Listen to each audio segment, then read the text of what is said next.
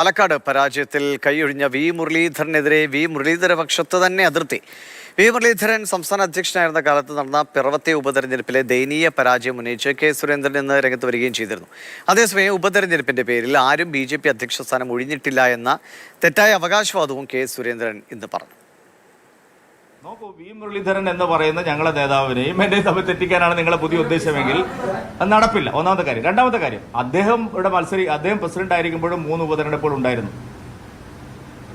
അദ്ദേഹം പ്രസിഡന്റ് ആയിരിക്കുമ്പോഴാണ് അരുവിക്കരയിലും നെയ്യാറ്റിൻകരയിലും ഉപതെരഞ്ഞെടുപ്പുകൾ നടന്നത്. പക്ഷേ പിറവം ഉപതെരഞ്ഞെടുപ്പും അദ്ദേഹം മത്സരിക്കുമ്പോഴായിരുന്നു.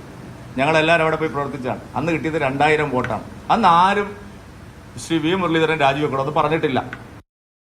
2004 തിരുവനന്തപുരം ഉപതെരഞ്ഞെടുപ്പ് പരാജയപ്പെട്ടപ്പോൾ PS ശ്രീധരൻപിള്ള രാജിവെച്ചിരുന്നു. ആ മാതൃക ഇല്ല. എവിടെയാണ് നിങ്ങൾ പറയുന്നത് 2004-ലെ? ഒന്നാമത് നിങ്ങൾക്ക് ഒരു വസ്തുത അറിയില്ല.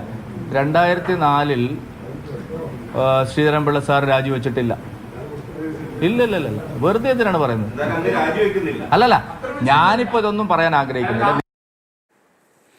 പ്രശാന്ത് കൃഷ്ണന്റെ പ്രശാന്ത്, വി മുരളീധരനും എന്നെയും തെറ്റിക്കാൻ നോക്കേണ്ട എന്ന് പറഞ്ഞ ശേഷമാണ് പക്ഷേ വി മുരളീധരൻ അധ്യക്ഷനായിരുന്ന സമയത്തെ പിറവത്തെ ഉപതെരഞ്ഞെടുപ്പിലെ ദയനീയ പരാജയത്തെക്കുറിച്ചൊക്കെ സുരേന്ദ്രൻ പറഞ്ഞത്. അത് പറയുമ്പോൾ അദ്ദേഹത്തിന്റെ അതൃപ്തിയാണോ പ്രകടമാക്കിയതെന്ന് നമുക്കിപ്പോൾ ഊഹിക്കുകയെ നിവർത്തിയുള്ളൂ. അതങ്ങനെ നിൽക്കട്ടെ. പക്ഷേ ഈ ശ്രീധരൻപിള്ള രാജിവെച്ചതുമായി ബന്ധപ്പെട്ട് അദ്ദേഹം പറഞ്ഞതിലെ യാഥാർത്ഥ്യം എന്താണ്? ദിവേഷ്, വി മുരളീധര പക്ഷത്ത് 2 ഗ്രൂപ്പ് എന്ന തലത്തിലേക്ക് മാറിയിട്ടില്ല. പക്ഷേ വി മുരളീധരൻ ഇന്നലെ പാലക്കാട് തോൽവിയിൽ കെ സുരേന്ദ്രനെ കൈവിട്ട് നടത്തിയ പ്രസ്താവന, അതിൽ കെ സുരേന്ദ്രനോട് അടുപ്പമുള്ളവർക്ക് നീരസമുണ്ട്.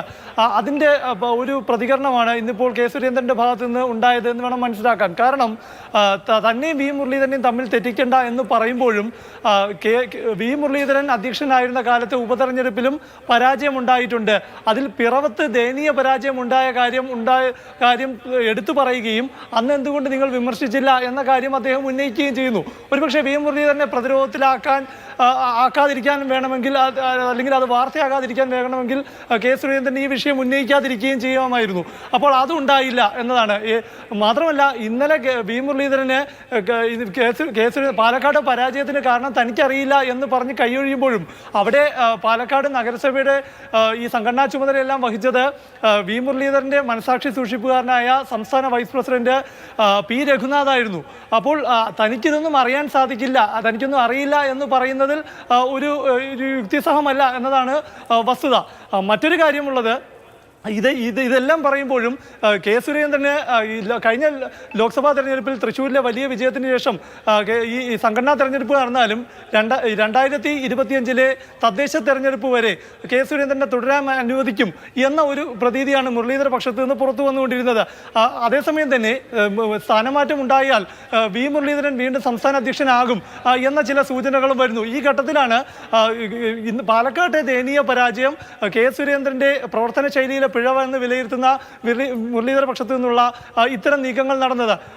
ഇന്നത്തെ വാർത്താ സമ്മേളനത്തിൽ നടന്ന ഒരു വിഷയം കൂടിയുണ്ട്. അതായത് പരാജയത്തിന്റെ ഭാരം ഏറ്റെടുത്ത് സംസ്ഥാന അധ്യക്ഷ സ്ഥാനം രാജിവെക്കേണ്ടതുണ്ടോ എന്ന വിഷയം ചർച്ചയാകുമ്പോൾ അങ്ങനെ രാജിവെച്ചിട്ടില്ല. 2004-ൽ രാജിവെച്ചിട്ടില്ല, PS ശ്രീധരൻപിള്ള രാജിവെച്ചിട്ടില്ല എന്നത് സാങ്കേതികമായി ശരിയെന്ന് പറയാം. കാരണം 2004-ലല്ല ഉപതെരഞ്ഞെടുപ്പ് നടക്കുന്നത്. തിരുവനന്തപുരം ലോക്സഭാ ഉപതെരഞ്ഞെടുപ്പ് നടക്കുന്നത് 2005-ലാണ്.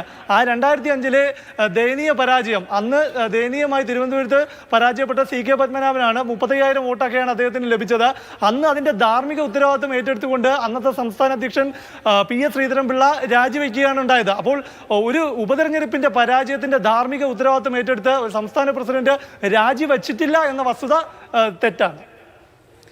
ശരി, നമുക്ക് അതേസമയം വി മുരളീധരൻ്റെ ഇന്നലത്തെ പ്രതികരണം കൂടി ഒന്ന് കേൾക്കാം. കാരണം പാലക്കാടുമായി ബന്ധപ്പെട്ട ചോദ്യങ്ങളിൽ നിന്ന് വി മുരളീധരൻ ഒഴിഞ്ഞു മാറുകയായിരുന്നു. തന്നെ മഹാരാഷ്ട്രയുടെ ചുമതലയാണ് ഏൽപ്പിച്ചത്, ഇവിടെ 2 ദിവസം പ്രചാരണത്തിന് പോയി എന്നതിനപ്പുറത്തേക്ക് കൂടുതൽ കാര്യങ്ങൾ അറിയില്ല, പ്രസിഡന്റിനോട് ചോദിക്കണമെന്നായിരുന്നു വി മുരളീധരൻ്റെ ഇന്നലത്തെ പ്രതികരണം. പാലക്കാട് പാർട്ടിയുടെ A-ക്ലാസ് മണ്ഡലമാണ് പാലക്കാട് എന്ന് പറയുന്നത്. ഇവിടെ ഇത്രയും വലിയൊരു ഉപതെരഞ്ഞെടുപ്പായിട്ട് ഇത്ര വലിയൊരു മത്സരം നടന്നിട്ട് പോലും 10,000 വോട്ടിൽ താഴെ പോയിരിക്കുന്നു. എന്താണ് സംഘടനാ ദൗർബല്യമാണ്, എന്താ അങ്ങനെ വിലയിരുത്തുന്നത്? കഴിഞ്ഞ 3 മാസമായിട്ട് പാർട്ടി എന്നെ ഏൽപ്പിച്ച ചുമതല മഹാരാഷ്ട്രയിലെ തെരഞ്ഞെടുപ്പിൻ്റെ പ്രവർത്തനങ്ങളായിരുന്നു. അതുകൊണ്ട് പാലക്കാടും ചേലക്കരയും വയനാട്ടിലുമൊക്കെ പ്രചരണത്തിന് പോയി എന്നുള്ളതിനപ്പുറത്ത് വിശദാംശങ്ങൾ എനിക്ക് അറിയില്ല. അതുകൊണ്ട് ആ കാര്യങ്ങളൊക്കെ സംസ്ഥാന പ്രസിഡന്റ് ഞാൻ മനസ്സിലാക്കുന്നത് ഇന്നലെ പറഞ്ഞിട്ടുണ്ട്. എന്താണ് കൂടുതൽ എന്തെങ്കിലും ഉണ്ടെങ്കിൽ അദ്ദേഹത്തിനോട് തന്നെ ചോദിക്കുന്നത് നല്ലതായിരിക്കും. ശരി. മഹാരാഷ്ട്രയെക്കുറിച്ച് നിങ്ങൾക്ക് എന്തൊക്കെ അറിയാനുണ്ടോ? ഞാൻ പറഞ്ഞുതരാം.